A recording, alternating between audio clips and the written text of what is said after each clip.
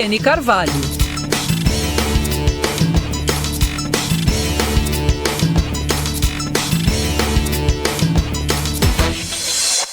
São 4h36. De novo, Rosiane Carvalho permanece lá na capital federal, em Brasília, para nos trazer informações das pautas que vão permear este ano político e de pautas importantes para um grupo em especial. A gente fala da população indígena. Ontem tivemos entrevistadas, anteontem também, a respeito do assunto. Rosiane Carvalho já está conosco na ponta da linha. Oi, Rose, boa tarde para você. Muitas demandas também no dia de hoje.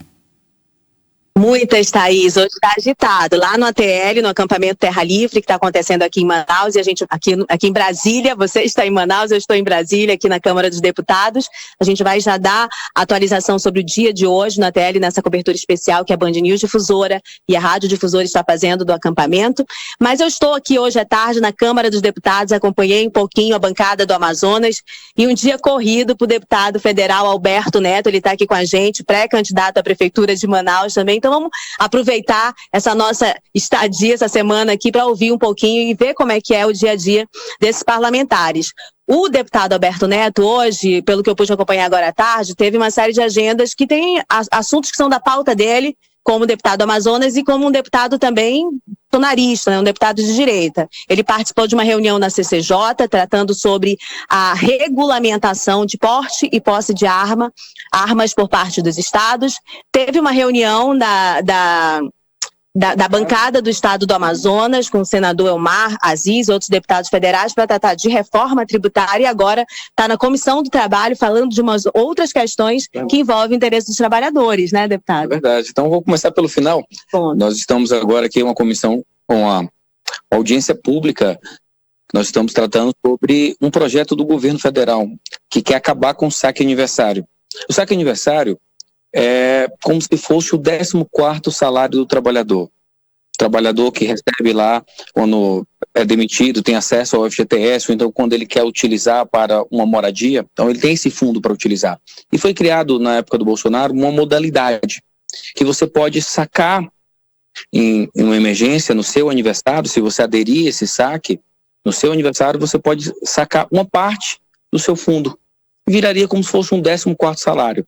E 34 milhões de trabalhadores utilizaram esse recurso. Esse recurso muitas vezes é para pagar uma dívida, um bem, não sei, o dinheiro é do trabalhador. E eu, como um liberal, acredito que o trabalhador tem a melhor maneira de como gastar esse dinheiro. E o governo, de maneira cruel, por isso que estou aqui trazendo essa audiência para a gente possa aprofundar o projeto e aprimorar, para que não acabe o saque aniversário, que será um grande prejuízo. Depois nós fomos para a bancada. Nós estamos passando agora por um momento muito crítico, que é a regulamentação da reforma tributária. Vocês sabem que eu fui contra a reforma tributária por saber do risco muito grande de mudar o desenho tributário para o Amazonas. Porque, de cara, olha, a mudança é muito brusca.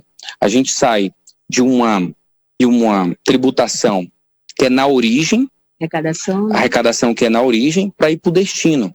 Nós, por exemplo, que produzimos na Zona Franca de Manaus, 92% é para exportação, interestadual, não exportação internacional, mas interestadual. A nossa Zona Franca é substituição de importação.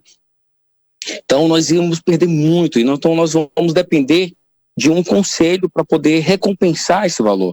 Isso é muito perigoso. E fora que nós vamos discutir a verdadeira reforma agora, que são nas leis complementares, que vai dar condições para que a Zona Franca fique de pé, que a gente não vá perder os empregos nem agora e nem com o tempo. Por isso essa preocupação, e a bancada está muito unida, estavam participando, além dos senadores e deputados federais, técnicos tanto do governo como outros especialistas, os interessados na Zona Franca também estavam presentes para dar sugestões. Então estamos todos unidos para resguardar o nosso bem hoje precioso, que é a Zona Franca, que é responsável por 80% da nossa economia. E começamos o dia com um projeto que estava na CCJ. Eu fiz a defesa que a regulamentação do posse e da porte de arma de fogo não fique apenas com o governo federal, possa ser discutido em cada estado. Nós vivemos numa república federativa, que foi decidido por STF que material bélico é uma competência privativa e não exclusiva, é uma questão técnica, né? Se é privativa, então podemos ter uma lei complementar para regulamentar nos estados a questão privativa da União.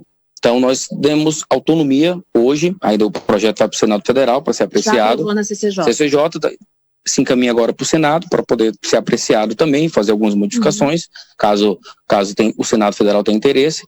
Mas o que nós estamos agora aqui é dando autonomia para os estados.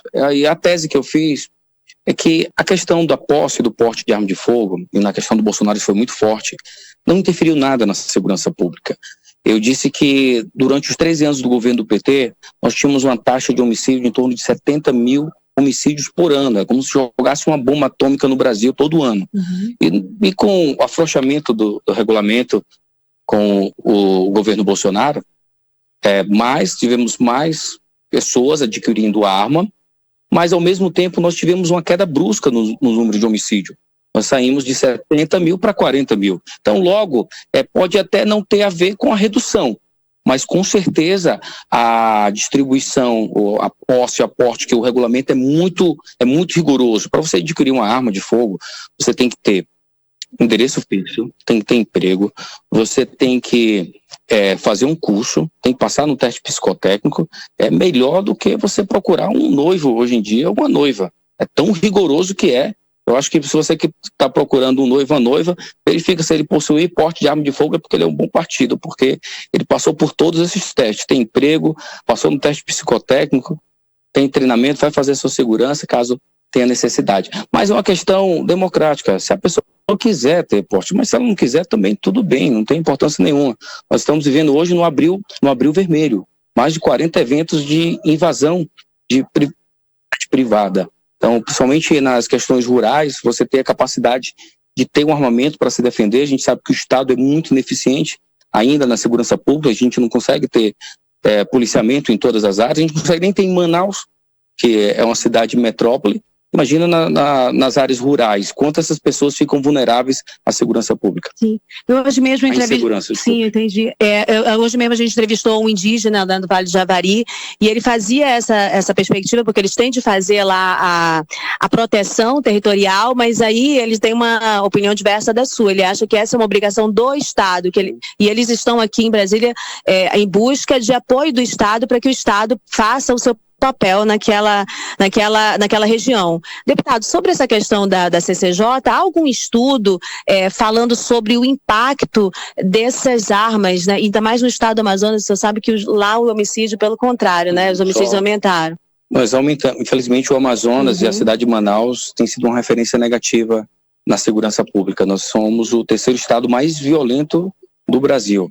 É algo que nós precisamos parar, voltar os investimentos em segurança pública. O que eu digo é que não tem uma relação do tiro esportivo, da pessoa que tem armamento com a segurança pública. É uma questão que eu acredito, uma questão democrática, da pessoa querer se defender ou não. A gente vê alguns números em termos de Brasil, que é um número muito maior. Manaus é muito pequeno em relação, proporcionalmente, a quem adquiriu arma de fogo, e não tem um estudo ainda científico que mostra que as armas utilizadas pelos atiradores esportivos têm envolvimento com o crime organizado, por exemplo. O que nós sabemos que quase 100% das armas apreendidas pela polícia são armas ilegais. Nenhuma arma foi adquirida de maneira legal. São armas ilegais que eles conseguem pelo dinheiro adquirido pelo tráfico de drogas, e esse dinheiro do tráfico eles investem muito no contrabando de arma de fogo.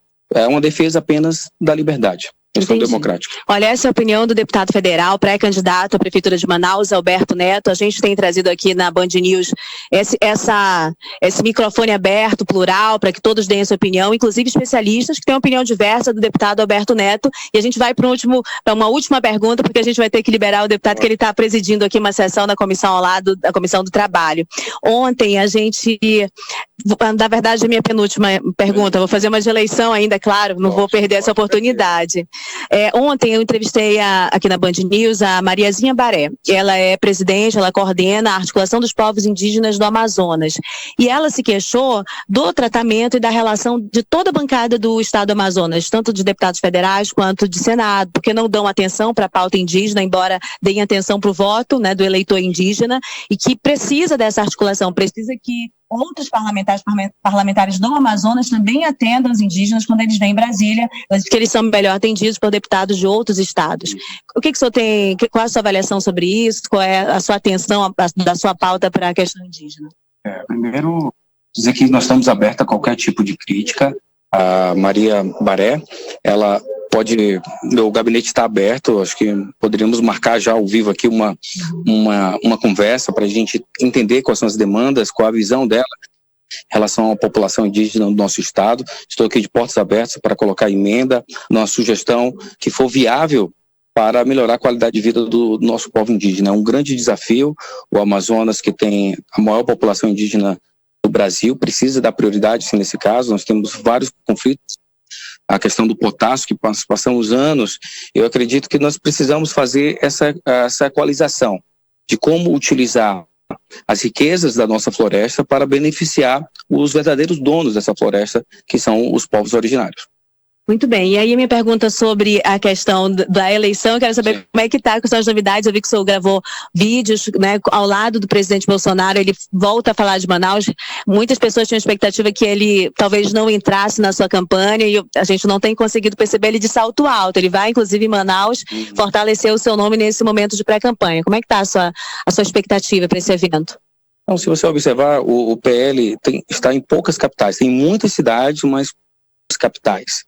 Nós estamos presentes. Então, o presidente Bolsonaro vai estar muito dedicado nas eleições municipais, porque nós sabemos que para vencer as eleições 26, passa primeiro pela eleição de 2024. Se nós queremos chegar em 26, formar o maior número de senadores, o maior número de deputados federais, chegar com uma campanha forte em 2026 para a presidência da República, passa primeiro pela eleição de 2024. O presidente comprou, me escolheu para ser o candidato, eu já fui candidato em 2020, você acompanhou na época. Estou preparado, estou aprimorando o plano de governo, estou com muita vontade de trabalhar para mudar. Imagina, Manaus ser a 5ª capital mais rica do Brasil e ter apenas 25% de saneamento básico, de tratamento de esgoto. É assim, algo muito cruel, que por muitos anos, eu não estou dizendo que foi só essa gestão, né, mas por muitos anos, Manaus teve muito abandono, que nós precisamos atualizar a nossa cidade, colocar a nossa cidade no lugar que ela merece. Se é a 5ª cidade mais rica, no mínimo, tem que ser a 5ª com a melhor qualidade de vida. Nós sabemos que nós estamos muito distantes, porque tem outros números que atrapalham. É a 6ª cidade, 6ª capital, menos transparente. Então, quando você peca na transparência, é sinal que há muita corrupção. Se há muita corrupção, o povo acaba sofrendo muito com isso. Isso dificulta um planejamento, uma proposta de campanha para Manaus, em função de não ter acesso a esses dados? Dificulta muito, né? Eu peço até para você fazer um exercício, você que está nos ouvindo, entrar no site da prefeitura para recolher os dados. Eu trouxe, lógico, uma equipe, vários especialistas para ajudar a captar esses dados da cidade de Manaus. Então a gente busca muitos dados fora, né, de outras pesquisas fora para conseguir entender como está a situação de Manaus. Isso é muito ruim, que nós vamos mudar com uma gestão muito mais transparente, mais participativa e mudar a nossa cara. Eu acho que Manaus precisa de muitos investimentos, é verdade. E quando eu vejo a última gestão, que pegou quase agora 2 bilhões de empréstimo, o que foi investido com esse dinheiro? O que a população sente que mudou na vida nessa última gestão? Eu consigo enxergar uma cidade muito bem pintada, muito colorida, mas investimento de viário para poder melhorar a mobilidade urbana, um ônibus mais rápido para que a população saia da sua casa e consiga chegar rápido no trabalho, qualidade na saúde. Eu lembro que o prefeito, na época de 2020, eu concorri contra ele, prometeu um parque de imagem. Eu gostei da ideia, estava até no meu plano de governo também, mas não cumpriu. Coisas simples de se fazer, que melhoraria a qualidade de vida do nosso povo, e não foi feito. Entendi. Olha, essa é uma entrevista vapt-vupt, mesmo um ping-pong com o deputado Alberto Neto. Eu agradeço mais uma vez a sua disponibilidade, conversar com o nosso ouvinte, falar um pouquinho e deixar que eles também avaliem, né, a sua fala, as suas propostas, o seu perfil. Obrigado pela entrevista, convidar os nossos ouvintes a entrar nas nossas redes sociais. Aos poucos nós vamos mostrar todo bem desenhado o nosso plano de governo para mudar, melhorar a qualidade de vida da cidade de Manaus. Obrigada, deputado. Um abraço. Thaís, é isso, uma entrevista aqui ping-pong com o deputado Alberto Neto.